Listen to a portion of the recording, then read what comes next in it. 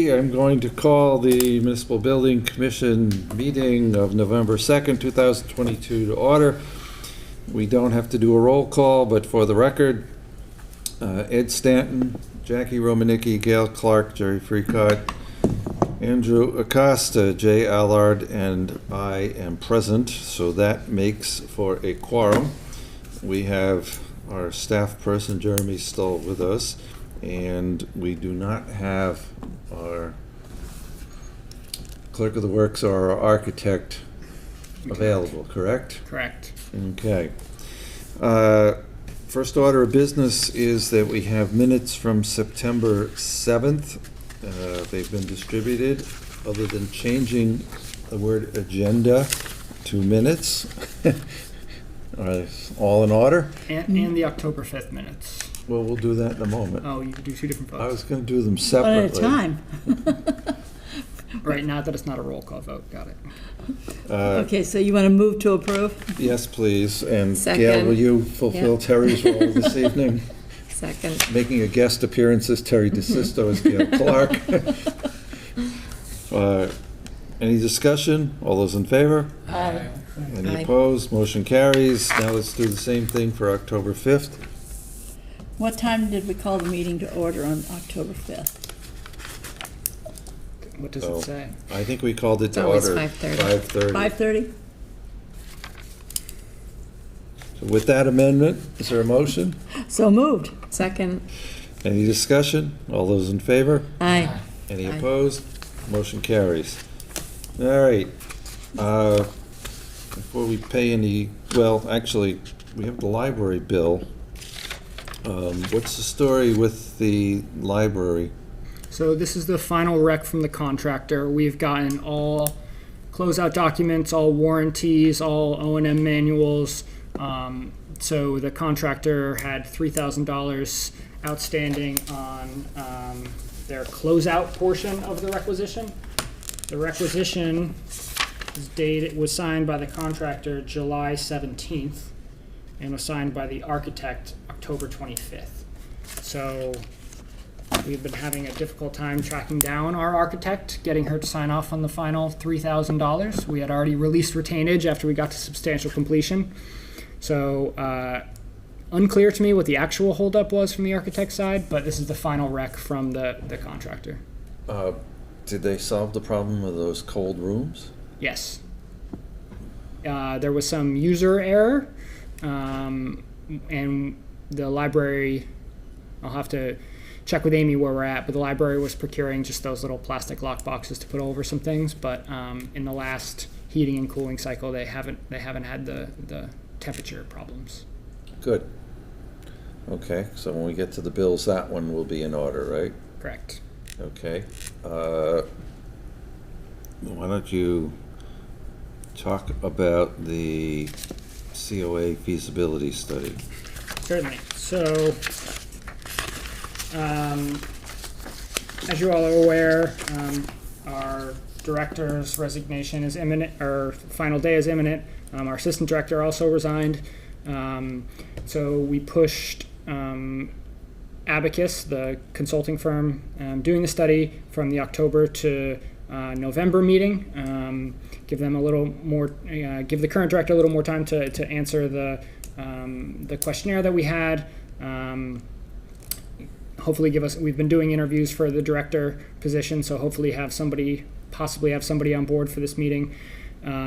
So Abacus will be presenting at the November Council on Aging board meeting. I can get you the date and time if you all are interested in appearing. I don't know it offhand. And then they have a conflict during our December meeting. Already scheduled something with another town. So they will be joining us here for our January meeting. So that will be January 4th? That sounds right. That's what my analog says. January 4th. So they'll be joining us then, and as opposed to coming in December, it'll give them a little more time to flesh out, the takeaways from the November meeting. So, and we'll have a full complement of staff on hand by then. So, not a lot to report from the last time except those two meetings. Okay.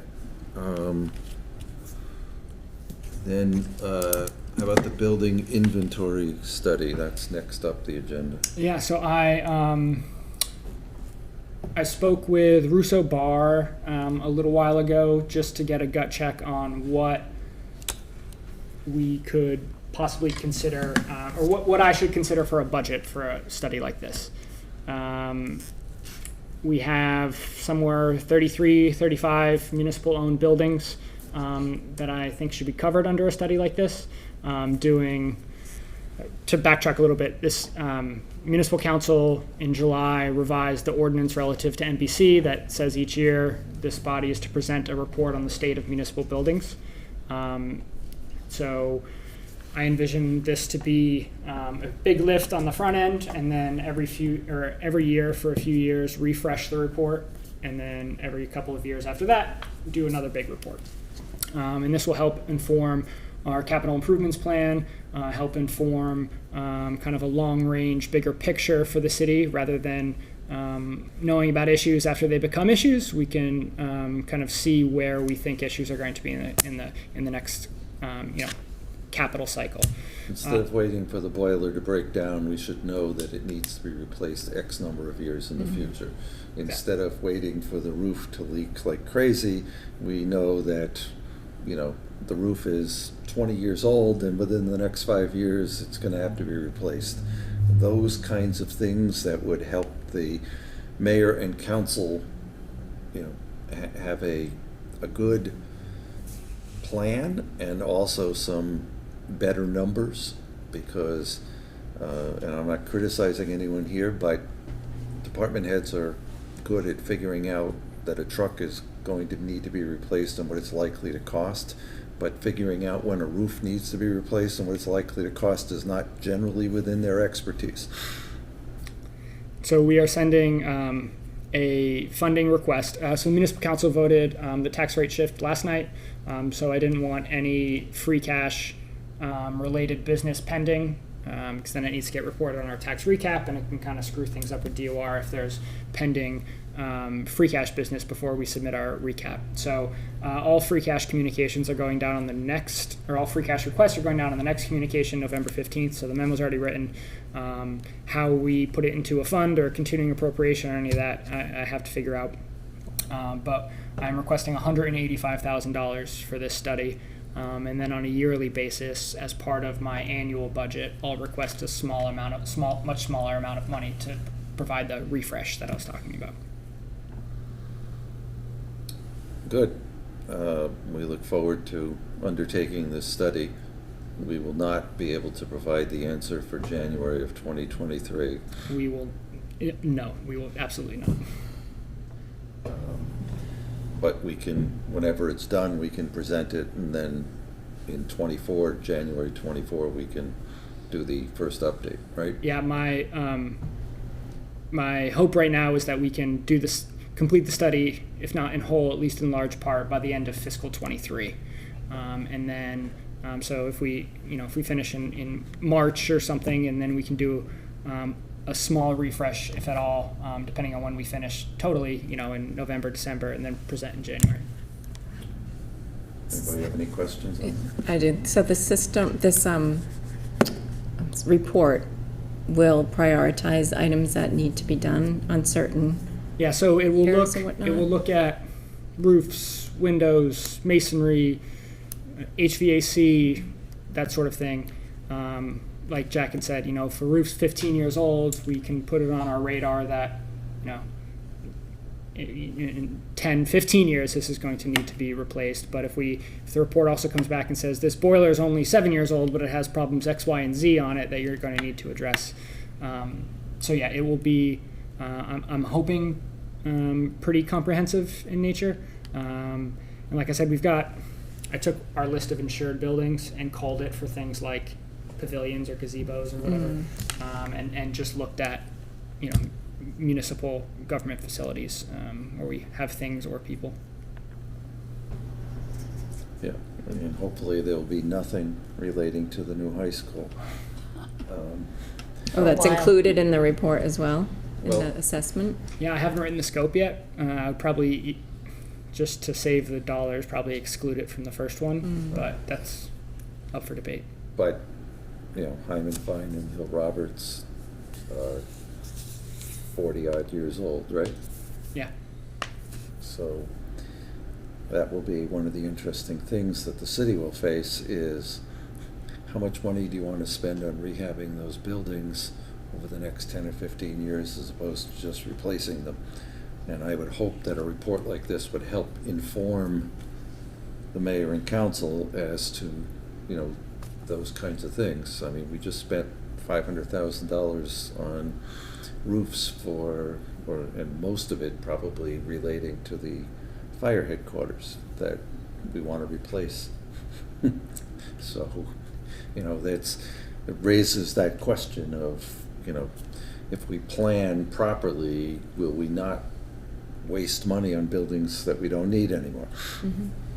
And I want to do some expectation setting too, that I think this report will allow us to ask the right questions going forward. I don't know, and again, this is based upon how we write the scope and how much we want to pay for it. But I don't know that this report will give a cost benefit of replacing a school or not replacing a school. No, I don't think so. But I think if we know that Hill Roberts needs $2 million worth of repairs over the next 5 years, that should help people make a decision. Yeah, agreed. Any other questions on that? Okay, Highland Park Pavilion going next up the agenda.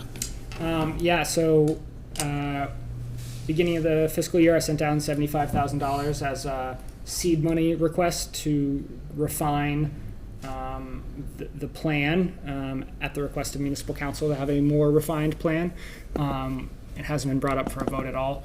It was on my agenda to speak with the mayor today, and our meeting took a bunch of other turns. But we're going to meet it back up again tomorrow to talk about rather than following up on this request for a somewhat narrow report focusing on one item within the Highland Park, to send a broader request, involve more departments, and do some sort of master plan about the future and the plan for Highland Park. So this idea is kind of yet to be refined, and I'm not quite sure how broad or how specific it will be, but we are sensitive to kind of a piecemeal approach to the park, and want to think about it as a cohesive entity. Yeah, I don't know if any of you saw the rezoning hearing for the clubhouse, but one of the people who spoke, I believe neither for nor against, was Bill Larson, who is a member of the school committee, as well as one of the principals of Larson Tool. And he pointed out that the pavilion is right smack dab in the middle of the park. Now, if you're building something at the edges, it doesn't preclude you from doing something in the rest of it. But if you put something down in the middle, does that mean that you're forced to decisions about what goes around it? And I thought that was a good point, and that we ought to think about that, in terms of if the pavilion is going to be built, doesn't it need to be harmonized with what other potential uses there might be? So we'll see if that gathers any support. All right, Attleboro Pawtucket Interconnect, Matt Pita.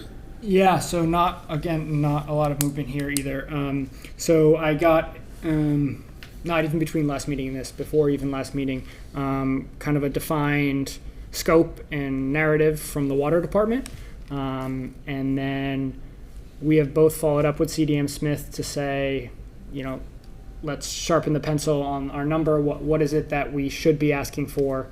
Let's get a realistic ask on how much more money we need to complete the project, including any additional engineering services. And we haven't gotten a concrete answer back from CDM Smith, so I can't put together a additional loan authorization, until I have a reasonable cost estimate. And of course, you know, the timelines that we talked about this past summer were based on starting the project in October or November. It's now November 2nd, so obviously that's not happening. Yeah. So we need to follow up on that. Okay, the public safety complex feasibility study. Yeah, so this one, I know with feasibility studies, from your perspective, it seems a little bit like hurry up and wait. We get the responses in, we interview everybody, and then, you know, you don't hear a lot for a while. But KBA was out here about a month and a half ago, doing a current conditions assessment, was flying drones, doing the whole thing, went back, wrote their report. So they're planning to come to our December 7th meeting and present to you more than the couple of bullet points I have here. But they're going to put the existing conditions into a draft copy. Both the police and fire chiefs have responded to questionnaires posed by KBA, really kind of detailed how many square feet do you use to do this, how many people do you have that, what are, you know, your programming, your meeting needs, your all sorts of things that would go into what do you need in a new building. And then I recently, yesterday, day before, put the team in contact with the city assessor, and they're evaluating the short list of proposed sites that we had given them in our kickoff meeting, and then doing their own work as to what other sites are available in the city. So we're moving along, and I'm looking forward to what they have to say to you next month.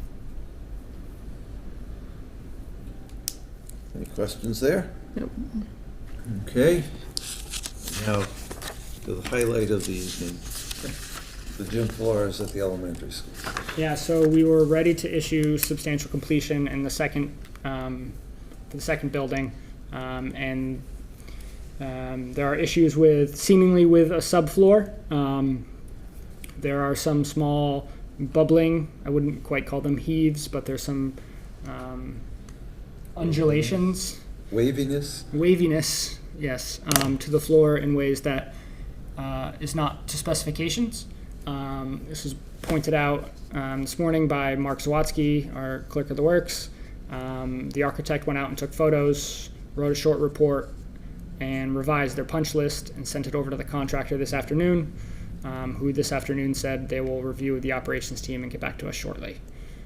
So that's kind of a new development for us. We thought we were good to go. The architect is still determining whether we have beneficial use. The end user has beneficial use of the floors, whether it's safe for people to use currently or not. Like I said, this came up today, so it's still to be determined. Which also would put the cap on our liquidated damages. If we had a substantial completion, Yes. which we do not right now. Right, but it's a significant event for many reasons. Yes, agreed. So Socotec has asked for an upcharge. Yes, so let me pull it out for a moment. So in the same vein as Port Construction Consulting in their last two change orders, this change order is related to delays from the contractor.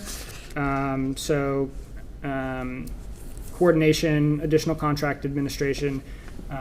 It's a $39,000 change order. $27,000 of it is related to Fuss & O'Neill, who is Socotec's,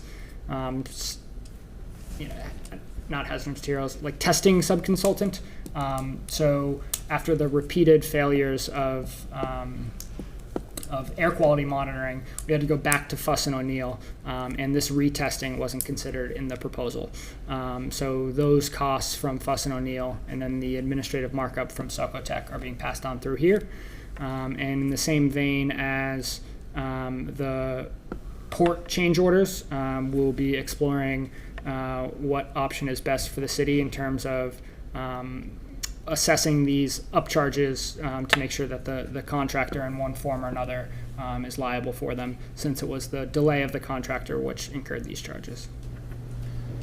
But Arno provided the services and his subcontractor provided their services. So I'd recommend to you that we approve the amendment to Socotec's contract. They did the work we asked them to do.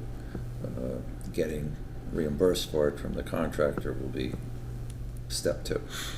Yes, they are related but distinct operations, yes. So, therefore, a motion would be in order to approve Socotec change order 1 in the amount of $39,564, which includes the charge for Fuss and O'Neill of approximately $27,000, Jeremy? Yeah, it is $23,750, and then Socotec's markup of $3,562. So that's $27,312. Okay, is there a motion? So moved. Second. Is there any discussion? All those in favor? Aye. Aye. Any opposed? Motion carries. Jeremy, has anybody talked to the contractor? Make them aware that the city's unhappy and there are gonna be charges against them? Yes, explicitly so. Yeah. And what was their reaction? My interactions with them have been over email, so I think tone has been difficult. You know, I get short kind of understood, like yes sort of things. Mark Sawatsky, our clerk of the works, has had much more direct interaction with him. So I don't want to speak out of turn by saying what their reaction was, but they have been informed of our displeasure on the schedule and performance, and that there will be financial consequences as a result. But I think it's been somewhat high level, purposefully.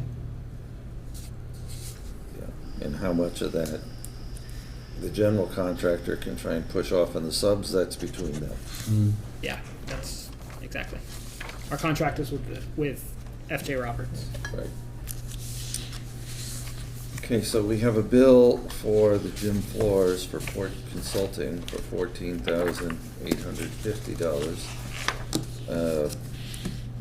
And we have, well, let's depart from our usual. Let's take the 3 of them separately. So is there a motion to pay Mark $14,850?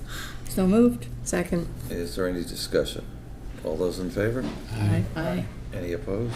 Motion carries. Then the library $3,000 closeout application 16 for track, which we had discussed at the beginning of the meeting. Is there a motion? So moved. Second. Any discussion? All those in favor? Aye. Aye. Any opposed? Motion carries. Now, the amount that has been recommended to us for application number 1 for FJ Roberts for the gym floors is not what's on our agenda. It's a smaller number. Correct. So this morning I got the requisition from FJ Roberts. Well, I got it from Socotec in the amount of $336,732.75. The architect had not signed it. He was not comfortable with the values. So this is dated August 31st, and when the architect got it, was not comfortable with the values then, had sent it back with revisions, and had not received a revised application. Under advisement from both the architect and Mark Sawatsky from Port, we thought it was important to make a good faith effort to pay the contractor the work that had been done and that we could certify as done, so as to not seem punitive. Arno, so I sent it around to you all probably since you've looked at your email last, but Arno marked up the requisition, which this is the first time I've encountered something like this, but on the AIA G702, which is the pay application that contractors use with these scheduled values, under the architect's certificate for payment, it says amount certified, and attach explanation if amount certified differs from the applied for amount. Initial all figures on this application and on the continuation sheets that are changed to conform to the amount certified. So they had asked for payment of $336,000, and Arno certified, completed and stored to date of 141,000 and change, and then withheld retainage from that. This application did not hold retainage as presented. So the total earned less retainage, which is the amount certified by Sucotec, is $134,003.20. And 134,003.20. correct.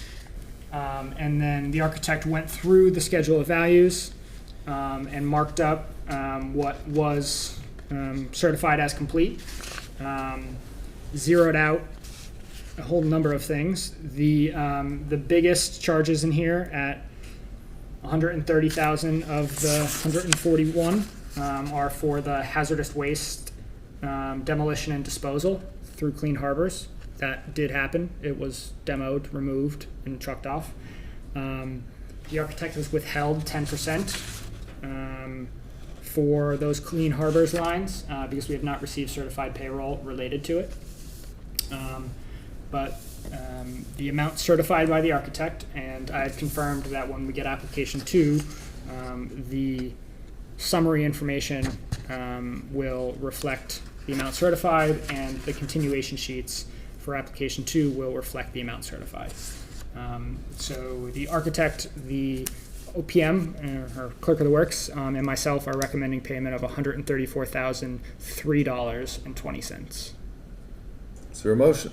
So moved. Second?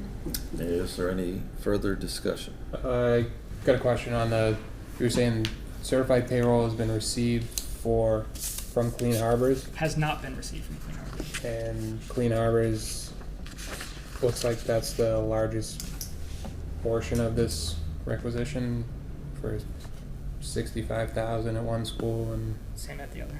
65. So that 130,000 doesn't have certified payrolls to back it up.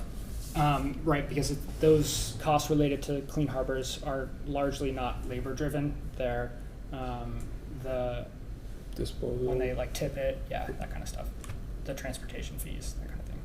So you're saying that we have certified payrolls that support this 134,000? We have certified payrolls. We have all of FJ Roberts' certified payrolls, which are not reflected here because of the various issues we've talked about with the heaving, with line painting, with that sort of undulations, waviness.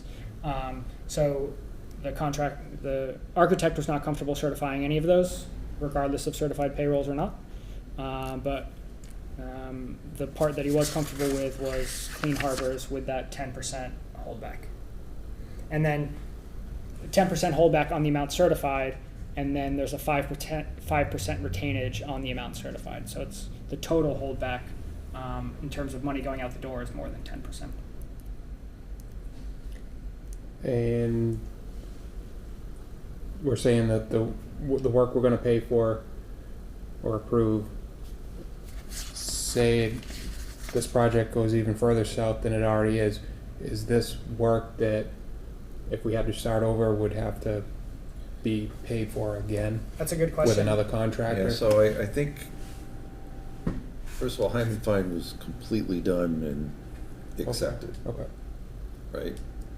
Hill Roberts. Hill Roberts Hill was. Roberts, yes. Yeah, Hill Roberts was completely done and accepted, so if you look at it as half and half, that one was fine. They removed the flooring from the other school and disposed of it. So the only thing that was left was leveling the floor and putting the new material down. So if I'm gathering where you're going, you're saying, are we good? And I think the answer is, yeah, on a $336,000 deal, we have more than half of the money left. So it's a $448,000 contract. The 336 is what they had what asked they for payment billed. of. Correct. So the total contract was for $448,977. And the work we are paying for now, it's a good question. The work we're paying for now is the demolition and removal of materials which have been demoed and removed. So even if we were to pay, Not that we're going to do, but even if we have to redo the project under whatever guise, we would not have to do this work again. And, I mean, even if they had to pull that floor up and do it again, it seems to me that we're more than half done. Okay. That's my concern, that if not, that I think it would, but I just want to make sure that, Yeah, so if 224 is half, and we're paying 134, we got an extra 100, right? Or extra 90, Yes. which would be sufficient if we had to have somebody tear it up and put it back down.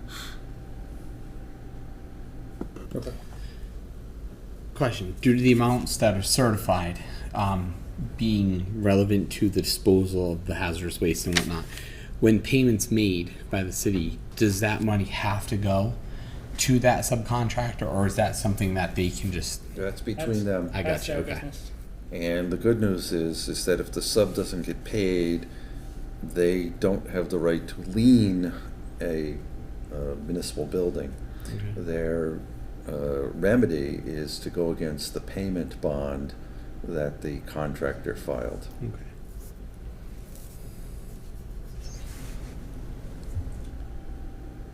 Any other questions? I think we had a motion and a second. So moved. I think we already did that. Oh, we did? Okay. This was the any discussion part. Okay. Yeah. So, there's no further discussion. All those in favor?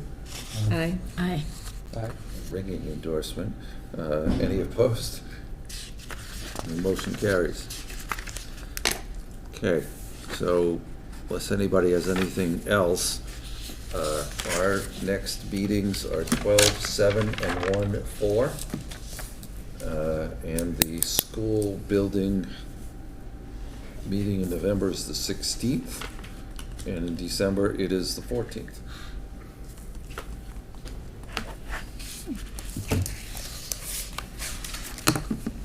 So are we ready to adjourn? I have nothing more. At the time that the official clock says is 6:02, and it's probably 6:03.